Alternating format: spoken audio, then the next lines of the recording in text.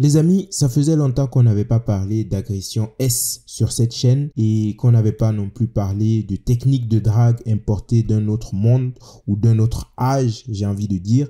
Et aujourd'hui, ça ne va pas louper, nous allons parler d'une agression S qui se serait passée à Paris ou en tout cas en Île-de-France la nuit du réveillon. Parce que oui, c'est devenu le lot quotidien de nombreuses jeunes femmes en France, dans toutes les grandes villes et même bientôt dans les campagnes.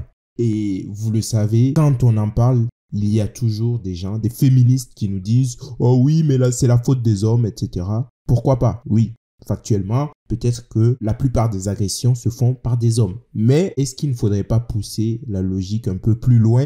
Est-ce qu'il ne faudrait pas essayer de trouver quel type d'homme et quel genre d'homme le fait le plus souvent pour essayer d'arrêter ce type d'agression? C'est des questions que je me pose. Bon, je ne vais pas trop parler les amis parce que la vidéo est assez longue. On va écouter le témoignage de cette jeune femme. Mais avant tout, n'oubliez pas de vous abonner, de liker, de partager, de commenter. C'est très important. On a bientôt dépassé les 6200 abonnés. Et ça fait plaisir les amis. Prochain objectif, les 10 000 abonnés. Et je profite aussi pour vous rappeler de vous abonner à la newsletter qui est enfin prête. Le lien est dans la description. Abonnez-vous, c'est gratuit. Entièrement gratuit et c'est le moyen par lequel je compte garder un contact avec vous et vous donner les différentes informations qui seront importantes pour l'évolution de la chaîne et pourquoi pas pour l'ouverture d'une autre chaîne parce que je compte faire un format beaucoup plus historique, parler de dirigeants africains, d'histoire africaine pour ceux que ça intéresse et de parler aussi de ce que j'aurais vécu en Afrique. Parce que ça, je compte vous le dire également de temps en temps. Donc, n'hésitez pas à vous abonner. Et c'est parti pour cette vidéo. C'est une vidéo qui a été publiée par Raphaël Serretti qui dit « Paris, France, elle a été agressée le soir de Noël. Si vous êtes témoin d'une situation dans les transports ou si vous êtes en difficulté, n'hésitez pas à appeler le 3117. Votre sécurité est primordiale, bien sûr, bien sûr. » Je me suis fait agresser dans le RER le soir de Noël. Je vous explique tout. Aujourd'hui, je vais pas vous faire un unboxing de mes cadeaux de Noël, mais je vais plutôt vous raconter la tournure qu'a pris ma soirée du 24 décembre. Pour ceux qui ne savent pas, je travaille à Disneyland Paris et j'ai eu de la chance cette année, le 25 décembre, je ne travaillais pas. Donc après ma journée de travail le 24 décembre, j'ai décidé de rentrer dans ma famille pour fêter les réveillons avec eux et fêter aussi Noël du coup le lendemain avec eux. Je suis à peu près à 2h30 de trajet de là où vit ma famille. Donc bon, rien à voir avec la vidéo, mais j'espère que vous avez passé un bon réveillon en famille, que vous avez profité de vos proches. Je vous le dis, il n'y a rien de mieux que de passer des moments de qualité avec sa famille. C'est le plus important. Moi, je vous invite, pour toutes les personnes qui sont brouillées avec des membres de leur famille, c'est le moment de faire la paix. Les fêtes de fin d'année, c'est un bon moment. Saisissez l'occasion parce que on ne le fait jamais jusqu'à ce qu'il soit trop tard. Je sais de quoi il s'agit. Donc, faites-le, reprenez contact avec les gens avec qui vous êtes en embrouille si c'est possible et passez de bons moments. Bon, j'arrête et on continue avec cette vidéo. Je prends le RER, comme j'ai parfois l'habitude de le faire, à Marne-la-Vallée. Le RER est vide à ce moment-là parce que c'est pas la fermeture du parc, donc les guests sont encore dans le parc. Donc je monte à peu près au milieu du train. Je me mets, comme j'ai l'habitude de le faire, plutôt à l'étage, contre la fenêtre et sur du coup une zone où il y a 4 sièges. J'explique les détails parce que ça aura son importance par la suite. Je fais tout vraiment comme d'habitude. J'ai mon casque, je suis sur mon téléphone, je suis en train de décompresser de ma journée. Et donc vient l'arrêt suivant. Là, à ce moment-là, dans le même wagon que moi, il y a 3 hommes qui montent. Ils ont chacun une grosse valise. Enfin voilà, bref, je te donne des détails parce que c'est comme ça que je me refais l'histoire un peu dans la tête, même si j'ai pas forcément envie de m'en souvenir. Un des 3 mecs qui étaient montés avec les valises, il monte à l'étage. En fait, juste à ce moment-là, je lève la tête parce que je me dis, qu'est-ce qui se passe? Il vient s'asseoir en face de moi. En même temps, il y a un deuxième mec, du coup, du même groupe qui vient s'asseoir à côté de moi. Et là, je suis pas forcément hyper détendue parce que je me dis, c'est quand même bizarre. Donc celui qui est à côté de moi, il me fixe. Je sens sa respiration à côté de moi, ça me dégoûte rien que d'y penser. Et le mec en face de moi commence à me parler des trucs en mode, ouais, t'es trop belle, voilà, je te marie, enfin, des trucs comme ça. Bon les amis, je m'arrête déjà ici parce que ce qu'elle raconte est absolument invraisemblable. Ce qu'elle raconte, il n'y a qu'en France qu'on peut le voir. Et je le dis, j'assume mes propos parce que dans un pays normal, des gens qui viennent s'asseoir comme ça à côté d'une femme, s'il y a d'autres personnes dans le train, ils ne laisseraient pas faire parce que on sent bien que c'est un guet-apens. Ils viennent s'asseoir comme ça dans le but de l'acculer et peut-être d'essayer quelque chose. Et ça, aujourd'hui, malheureusement, c'est devenu le lot de nombreuses jeunes femmes en France, que ce soit dans les transports en commun et même dans la rue. Il y a des vidéos qui tournent. Maintenant, vous ne pouvez plus être une jeune femme, surtout quand vous êtes blanche et que vous êtes habillée. Vous n'avez même pas besoin d'être habillée sexy ou quoi. Vous avez juste à être blanche et dans la rue, vous êtes systématiquement vu comme un bout de viande par de nombreuses personnes. J'ai l'impression que il y a des gens qui, dans le discours général, disent oui, on n'aime pas trop les blancs. Mais par contre, les femmes blanches, ça c'est, je sais pas, un fantasme, c'est quelque chose qu'ils ont envie de posséder, de souiller, je ne sais pas. Moi, honnêtement, ça me dégoûte, ça éveille de la colère et de la haine en moi. Même si ce n'est pas bien, vous n'aurez pas ma haine. Petite dédicace aux gauchistes. Mais voilà, le pays dans lequel nous sommes en train de vivre. Et personnellement, moi, je n'ai pas envie de vivre ça. Je n'ai pas envie de vivre ça. Je ne suis pas blanc. Mes enfants ne sont pas blancs. Mais une fois en vacances, je pense que c'était à Narbonne, devant la mairie, pour ceux qui connaissent, on passait et il y avait une femme africaine qui passait également, qui a été interpellée par un groupe de personnes, je pense que c'était 2 ou 3 personnes, d'une certaine ethnie, qui lui parlait mal, qui la sifflait, etc. et qui lui disait qu'ils avaient envie de plus avec elle. Et ça, devant tout le monde, personne n'a rien dit. Ça m'avait choqué. Mais voilà ce qui est en train de se passer en France et ça fait peur. Ça fait peur, surtout quand vous êtes parent de filles ou quand vous connaissez des femmes dans votre entourage. Ça, je suis en mode gros cassos. Et en fait, le mec commence à me toucher les cheveux. Je me recule, je suis en mode, ça va pas ou quoi? Il y a pas à toucher les gens comme ça, en fait. Et le mec commence à me toucher les cuisses. Il commence à me toucher les cuisses. Il m'effleure la poitrine. Et là, en fait, je repousse sa main. Le mec m'attrape par les cheveux, donc j'avais des tresses ce jour-là. Je suis complètement tétanisée. À part repousser sa main, c'est le seul réflexe que j'ai pu avoir. De toute façon, même si j'avais voulu me lever, le mec était à côté de moi, me bloquait la sortie. Donc c'est pour ça que j'ai précisé que je m'étais mise contre la fenêtre. Vraiment, le mec qui s'est mis à côté de moi, me bloquait pour partir. Il y avait plusieurs personnes qui étaient dans le wagon.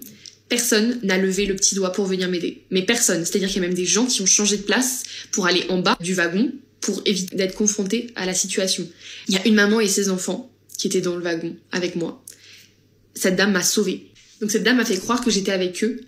Et elle m'a permis du coup de pouvoir descendre à l'arrêt suivant et pouvoir changer de wagon. Avec une angoisse, c'était que les 2 agresseurs me suivent. Bon, on va arrêter là encore.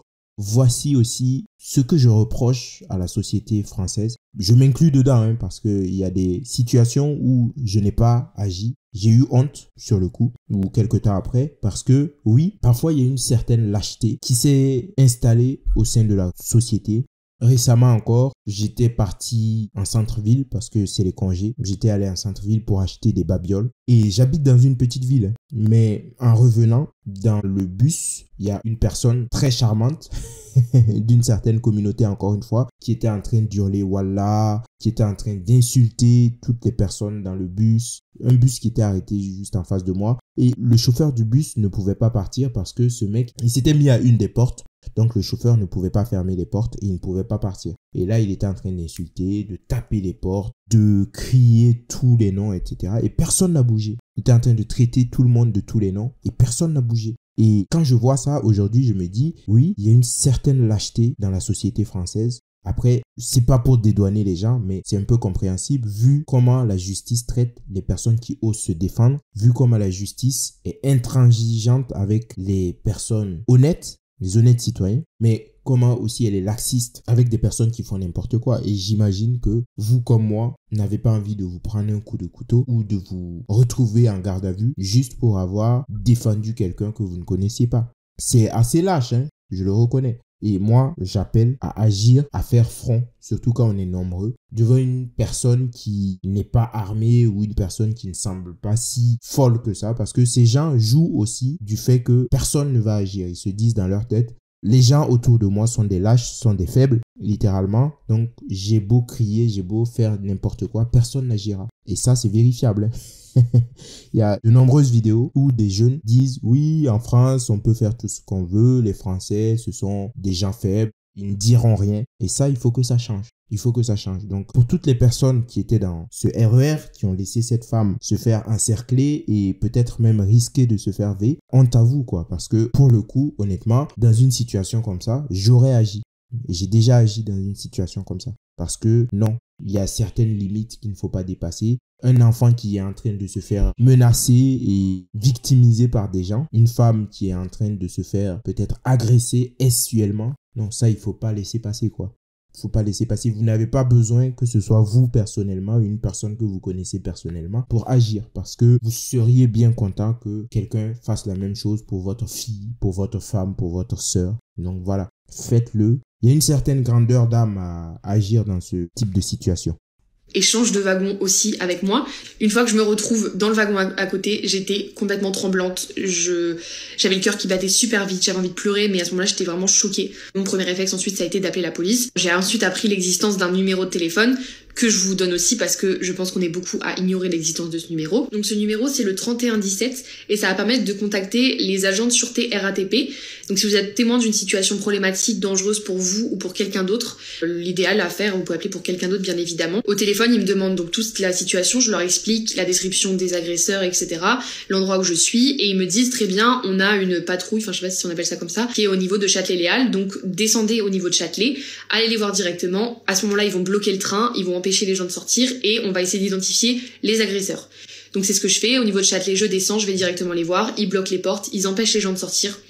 Et à ce moment-là, ils regardent un petit peu vite fait les gens qui sont dans le RER. Mais malheureusement, je pense que les 3 mecs ont dû descendre sur les arrêts précédents. Vraiment, il y a eu plusieurs arrêts avant qu'on arrive jusqu'à Châtelet. Je m'étais mise sur le côté couloir, sur les sièges, parce que j'avais qu'une hantise. Vraiment, c'était de croiser leur regard par la fenêtre s'ils descendaient sur le quai et qu'ils se disent en fait, elle est pas du tout descendue avec la dame tout à l'heure et qu'ils reviennent m'emmerder encore. Vraiment, c'était ma hantise. Donc, je ne regardais pas par la fenêtre. Donc, à tout moment, ils sont descendus sur un arrêt juste avant. Enfin, les agents de sûreté RATP ont été adorables avec moi. Vraiment. On sait comment on peut être reçu en tant que femme, même n'importe qui, quand on se fait agresser. Souvent, on va nous dire, ouais, t'étais habillée comme ça, t'étais maquillée comme ça, mais t'es sûre que t'as pas eu telle attitude. Vraiment, là, ils étaient vraiment adorables, hyper professionnels. Ils m'ont demandé si je voulais voir les pompiers parce qu'ils ont bien vu que j'étais complètement tétanisée. Je me suis mise à pleurer quand j'étais avec eux. Voilà. Je leur ai expliqué toute la situation. Ils étaient en mode, mais c'est dégueulasse de faire ça. Ils ont pris mes papiers d'identité, bien sûr. Ils m'ont donné le numéro du RER en question et ils m'ont dit de garder du coup toutes les infos pour pouvoir porter plainte. Ils ont fait ensuite, donc ils étaient 4 ou 5 avec moi. Vraiment, ils m'ont escorté jusqu'à l'avant du RER pour que je monte dans le wagon le plus proche du conducteur. Ils sont allés voir le conducteur pour le prévenir de la situation. Le conducteur est venu me voir pour demander où est-ce que je descendais et me dire s'il y a besoin de quoi que ce soit. Ma porte, elle est juste là. Vous frappez, vous tapez, vous tirez le signal d'alarme. On pourra jamais vous en vouloir de tirer le signal d'alarme pour ce genre de situation si vous êtes en danger. Les agents de sûreté ensuite, ils sont revenus me voir pour me dire vraiment ne vous remettez pas en question, vous n'avez rien fait, ne commencez pas à psychoter en vous disant que vous avez peut-être eu un comportement inadapté pour...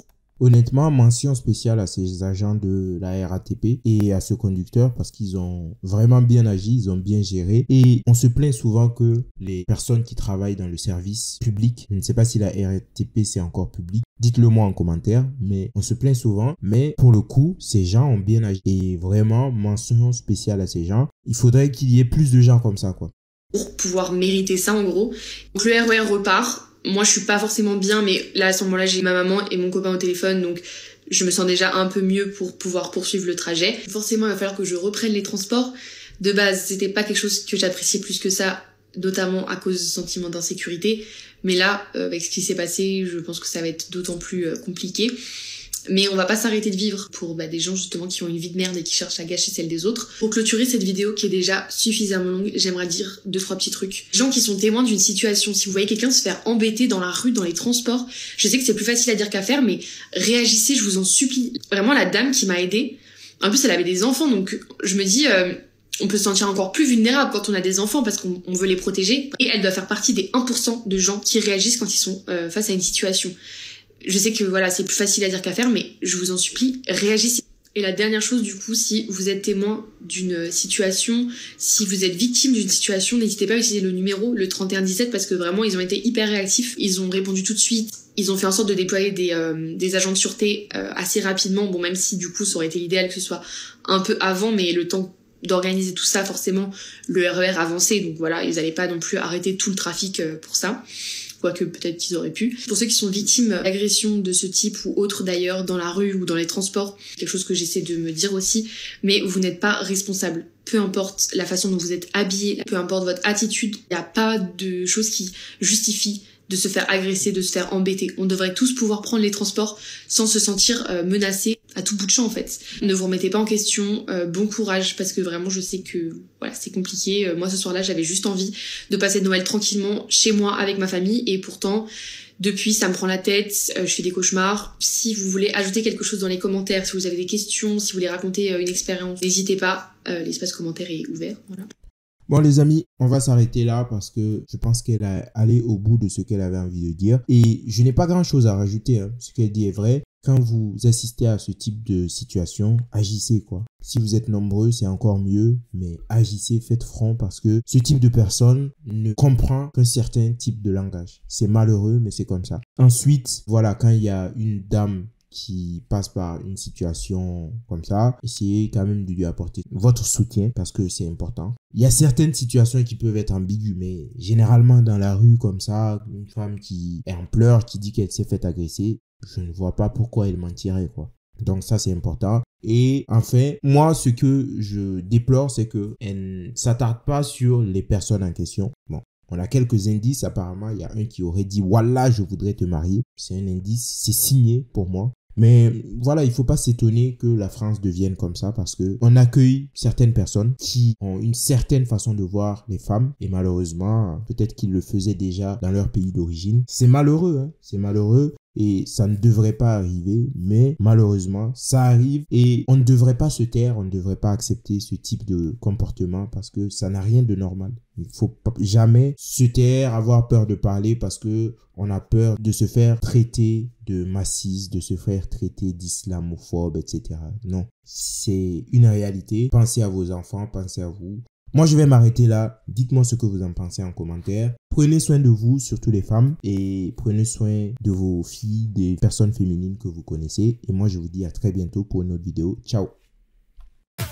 Blanc sans le laine, avec black, comme quoi sans haine, mais tous les mêmes.